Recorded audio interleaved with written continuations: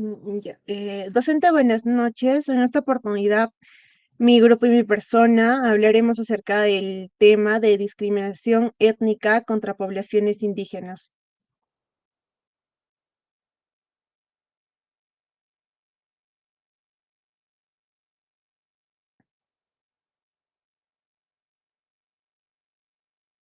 El 9 de agosto para nosotros es un día sumamente importante, pues se celebra el Día de los Pueblos Indígenas en el mundo, y un día que es un tema de reconocimiento justamente a esta población muchas veces discriminada, marginada por nuestro idioma o por nuestra ropa distinta o también por nuestra propia religiosidad distinta, que por muchos años nosotros hemos vivido un tema de discriminación en los centros educativos. Por ejemplo, cuando yo empecé a estudiar el colegio, prohibido hablar el quechua, cuando mi lengua materna y únicamente yo hablaba el quechua, ¿no? Entonces, aún este tema de discriminación sigue, quizás de una manera muy sutil, muy invisible, ¿no? O sea, de decirte hola cholita, hola paisanita, o ahora, por ejemplo, con todos los estereotipos que muestra también la televisión, como es el tema de la paisana Jacinta, la chola chabuca, que en vez de colocar los conocimientos y los aportes de las mujeres indígenas, tanto andinas y amazónicas, lo único que hace es estereotipar y poner a la mente de muchos de los niños que ven esta televisión de pensar que los indígenas somos así, ¿no? Y siempre se ha estigmatizado de decir que lo indígena es sinónimo de atrasado, de ignorante, entonces nadie va a querer ser eso, ¿no? Entonces, si me dices, ¿eres quechua? Sí, soy quechua, soy aymara, por eso siempre decimos, o sea, no solamente porque lo campesino está también solamente vinculado a lo que es el tema de lo agrícola. Entonces siempre decimos, puedo dejar de ser campesino, pero jamás voy a dejar de tener esta pertenencia milenaria, histórica, de pertenencia a un pueblo indígena, a un pueblo originario que existió antes incluso de que existiera el Estado peruano. Entonces tenemos que trabajar hacia más allá. Por eso insistimos en el tema de la autoidentificación, de respondernos nosotros mismos quién soy yo. ¿De dónde vengo? Si tengo claro de dónde vengo, tendré la claridad hacia dónde quiero llegar.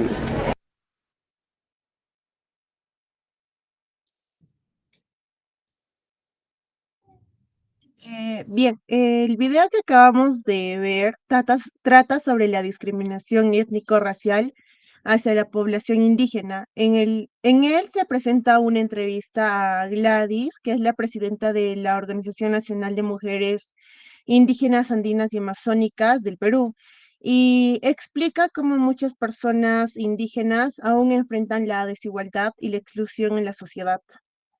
La siguiente diapositiva, por favor. Ya, tenemos el impacto del racismo en tasas de depresión indígena de Puno y Cusco. Bien, el racismo y discriminación étnica en poblaciones indígenas. El racismo es una forma de discriminación basada en características como el origen étnico, el color de piel, el idioma o las costumbres culturales. En el Perú, muchas personas pertenecientes a pueblos indígenas, especialmente quienes hablan quechua o aymara, han experimentado situaciones de exclusión, burlas o trato de desigualdad en diferentes espacios sociales. Y esta discriminación puede presentarse en ámbitos como la educación, el trabajo, los servicios de salud o la vida cotidiana. Y como consecuencia, muchas personas sienten que su identidad cultural es desvalorizada o poco respetada, lo que puede afectar su autoestima, su confianza y su sentido de pertenencia dentro de la sociedad. Impacto del racismo en la salud mental.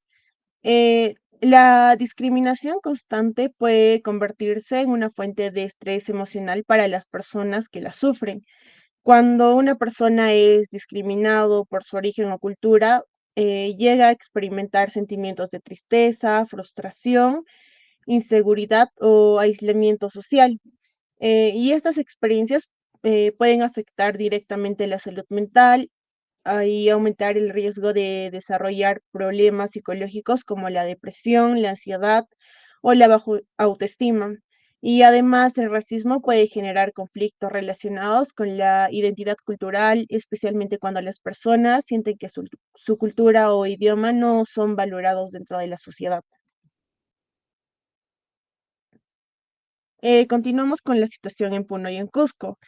En las regiones de Puno y Cusco cuentan con una gran presencia de comunidades indígenas que conservan lo que es sus tradiciones, sus lenguas y cultura. Y sin embargo, estas poblaciones también enfrentan desigualdades sociales, económicas y educativas que pueden intensificar los efectos de la discriminación. El racismo y la exclusión social pueden influir en el bienestar emocional de estas comunidades, incrementando el riesgo de problemas de salud mental como la depresión. Y por ello es importante promover el respeto cultural, la inclusión social y el acceso a servicios de salud mental que consideran las características culturales y lingüísticas de las poblaciones indígenas. Continuamos con las barreras lingüísticas en el acceso a terapia psicológica bilingüe. En el Perú existen más de 48 lenguas originarias, siendo las más habladas el quechua y el aymara. Y muchas personas que viven en zonas rurales o comunidades indígenas utilizan estas lenguas como un idioma principal. Pero sin embargo, la mayoría de profesionales de salud mental brindan atención solo en español, lo que genera las dificultades en la comunicación terapéutica. Y esto llega a provocar que muchas personas eviten acudir a una terapia psicológica, que no lleguen a comprender adecuadamente el diagnóstico o tratamiento y se lleguen a sentir incomprendidas por el profesional. Continuamos con barreras lingüísticas en la relación terapeuta y paciente. La comunicación es un elemento fundamental en la terapia psicológica. Cuando el terapeuta y el paciente no comparten el mismo idioma, pueden aparecer varios problemas, como la dificultad para expresar emociones y experiencias personales, la interpretación incorrecta de síntomas psicológicos, la falta de confianza en el profesional y diagnósticos poco precisos. Y una investigación realizada en comunidades rurales del Cusco encontró que la lengua quechua puede convertirse en una barrera importante para acceder a servicios de salud. Entre los principales hallazgos se encontró que gran parte de la población quechua hablante percibe dificultad para comunicarse con el personal de salud y muchos pacientes sienten que no son comprendidos cuando hablan en su idioma. Y la falta de profesionales bilingües limita el acceso a servicios psicológicos. Y continuamos con la importancia de la terapia psicológica bilingüe. Esto consiste en poder brindar atención en dos idiomas, generalmente en español y lo que es en una lengua originaria. Y sus beneficios incluyen una mayor confianza que es entre el paciente y el terapeuta, y una mejor comprensión de las experiencias culturales, un diagnóstico mucho más preciso y mayor adherencia al tratamiento. Y propuestas para reducir las barreras lingüísticas son la formación de psicólogos bilingües interculturales, el uso de intérpretes comunitarios en servicios de salud, el desarrollo de material psicológico en lenguas originarias y la adaptación cultural de intervención terapéutica. Le doy pase a mi compañero.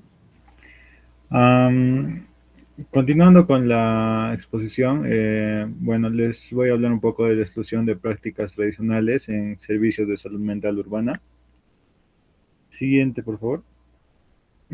Tenemos la exclusión de prácticas tradicionales en servicios de salud mental urbana, el cual es que, bueno, esto nos dice que en el Perú las comunidades indígenas, andinas y amazónicas poseen sistemas propios de atención de la salud que se han desarrollado durante estos últimos siglos, ¿no? Estos sistemas incluyen el uso de plantas medicinales, rituales espirituales, conocimientos transmitidos por sabios de las mismas comunidades, y la participación de agentes tradicionales de salud como curanderos, parteres, chamanes y hierberos.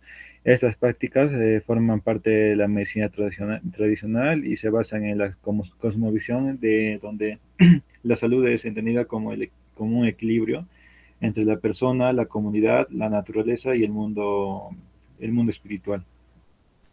Siguiente, por favor.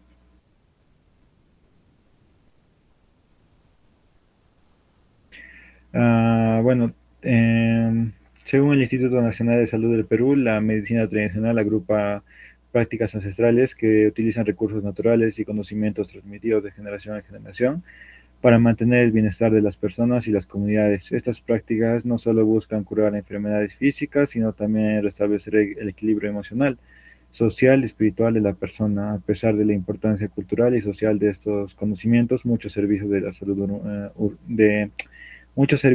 mental urbanos continúan basándose principalmente en modelos occidentales de psicología y psiquiatría. Esos modelos van a priorizar diagnósticos clínicos, tratamientos farmacológicos y terapias psicológicas basadas en métodos científicos estandarizados. Y bueno, aunque estos enfoques han demostrado ser eficaces para tratar diversos trastornos mentales, muchas veces no toman en cuenta las creencias culturales ni las formas tradicionales de entender la salud y la enfermedad presentes en los pueblos indígenas.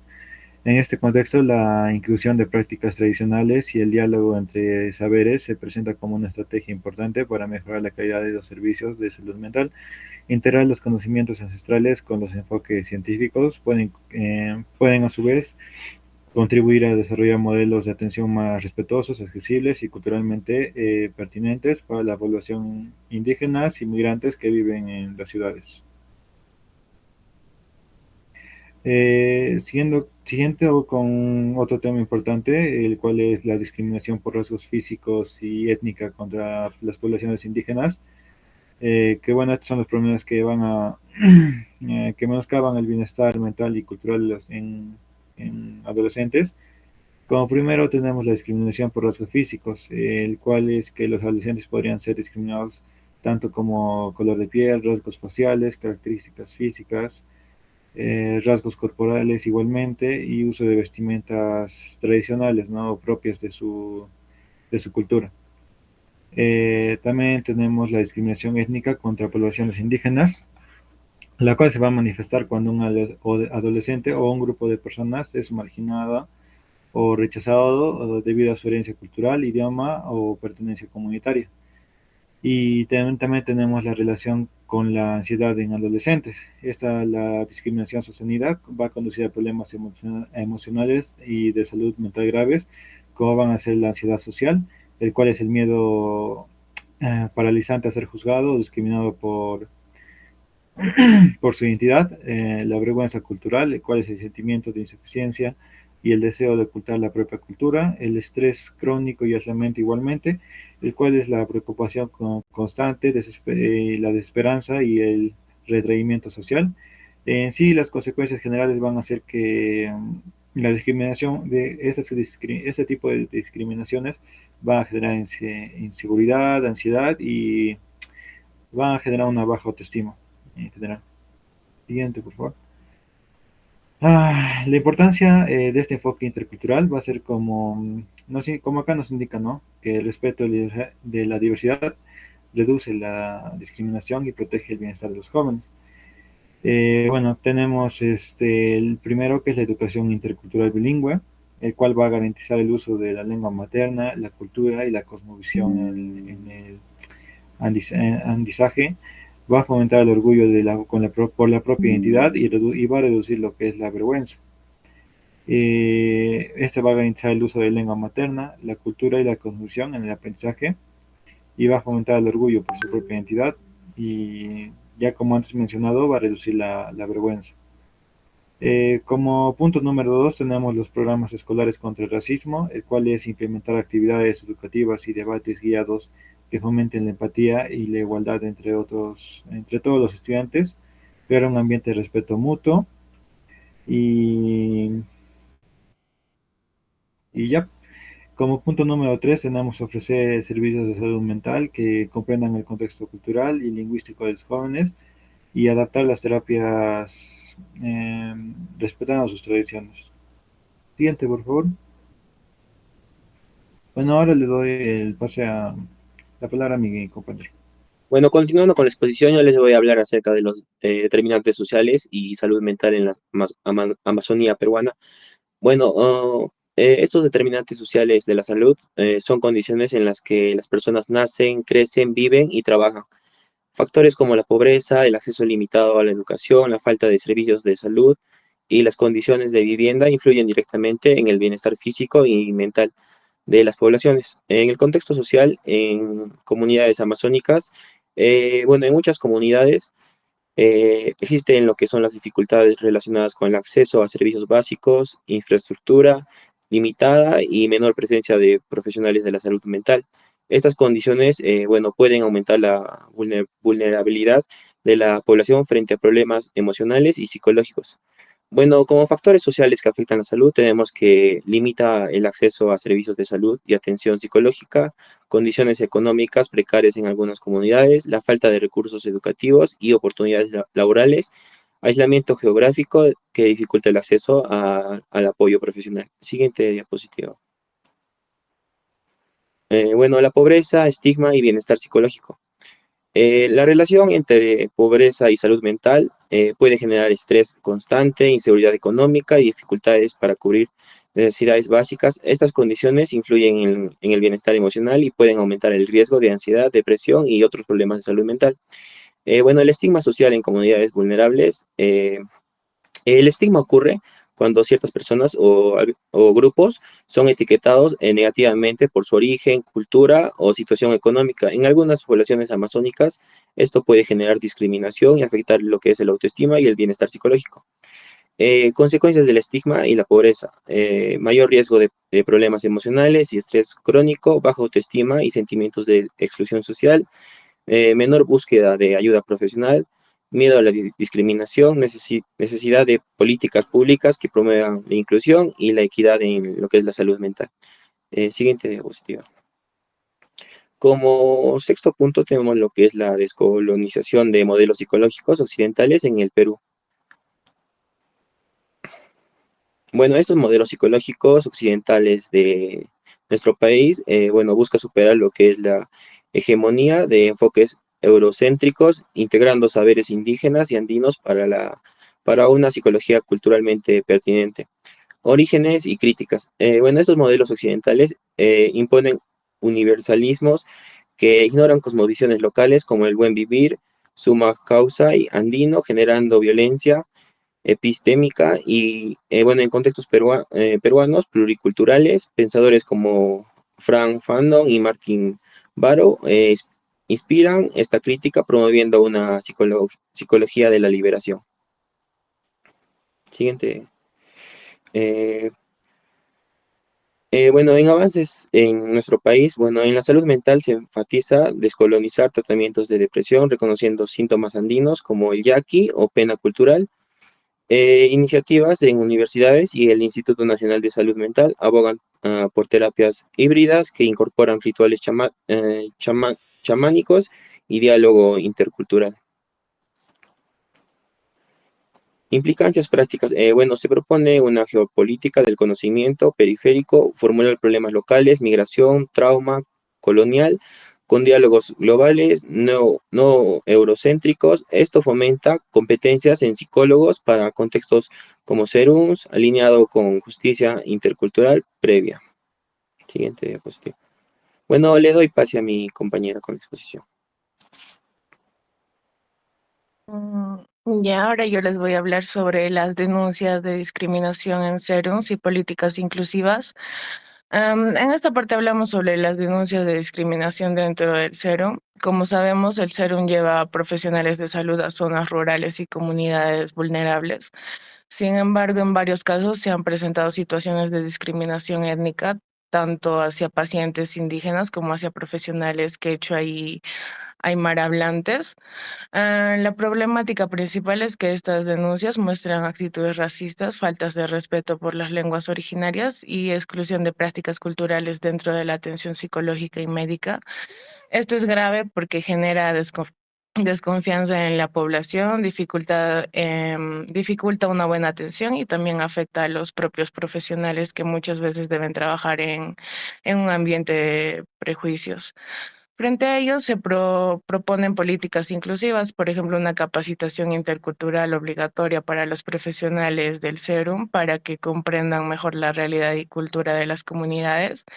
También se plantea reconocer la medicina tradicional como un complemento en salud mental, ya que forma parte de los saberes de muchas comunidades. Además, se proponen protocolos bilingües en quechua y aymara para mejorar la comunicación y hacer la atención más accesible. Y finalmente, una supervisión ética que permita sancionar prácticas discriminatorias.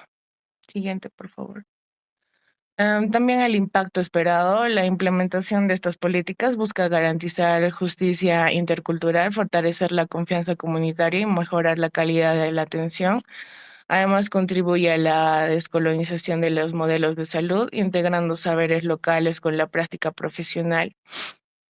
También en la ética es esencial. Ese tema aborda cómo combatir la discriminación étnica contra poblaciones indígenas dentro del SERUM, asegurando que la atención en salud sea un espacio de respeto, autonomía y equidad. Siguiente. Luego hablamos sobre el estrés crónico por hipervigilancia étnica en migrantes andinos a Lima. Y primero, ¿qué es el estrés crónico por hipervigilancia étnica? Es un estado de alerta constante y desgastante que experimenta una persona migrante debido a la percepción de que su origen étnico andino puede ser motivo de discriminación, rechazo o exclusión en la ciudad de Lima. Esta alerta permanente, al volverse crónica, se convierte en un factor de estrés que deteriora su salud psicológica y su bienestar general. Am, Sus características principales en migrantes andinos: su origen del estrés, el miedo a la discriminación, la hipervigilancia nace de experiencia directa o del remor fundado a ser discriminado. También la manifestación de hipervigilancia, entre ellos está la atención enfocada en amenazas. El migrante escanea su entorno, calles, trabajos o instituciones buscando señales de posible discriminación. También el autocontrol constante, que modifica su forma de hablar, vestir o comportarse para eso. También sobresalto y desconfianza, reacciona de manera intensa ante miradas o comentarios. Siguiente, por favor. También están las consecuencias en la salud y la vida cotidiana. Este estado de alerta sostiene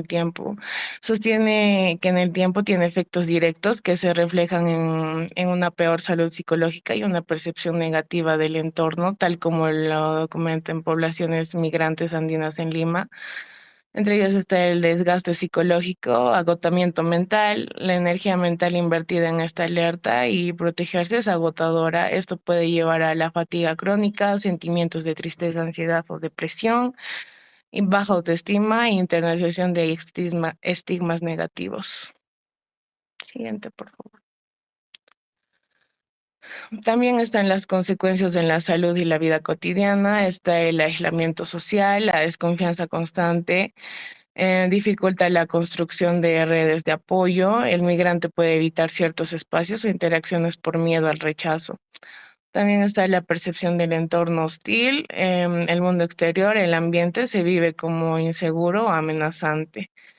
También está el deterioro de la salud física a largo plazo. El estrés crónico es mantenido en el tiempo, tiene un costo fisiológico, puede manifestarse en problemas para dormir, insomnio, tensión muscular, dolores de cabeza y un mayor riesgo de desarrollar enfermedades cardiovasculares. ¿Por qué ocurre esto en Migrantes Andinos a Lima? La ciudad de Lima como sociedad de acogida presenta dinámicas de discriminación y exclusión históricas hacia la población andina. El migrante al insertarse en este contexto no solo enfrenta los desafíos normales de la adaptación, el conseguir vivienda o trabajo, sino que debe navegar constantemente en un entorno donde su identidad étnica es estigmatizada. Esta carga adicional de tener que lidiar con el prejuicio y exclusión es la que al cronificarse da origen al estrés por hipervigilancia. Nuestra bibliografía y muchas gracias.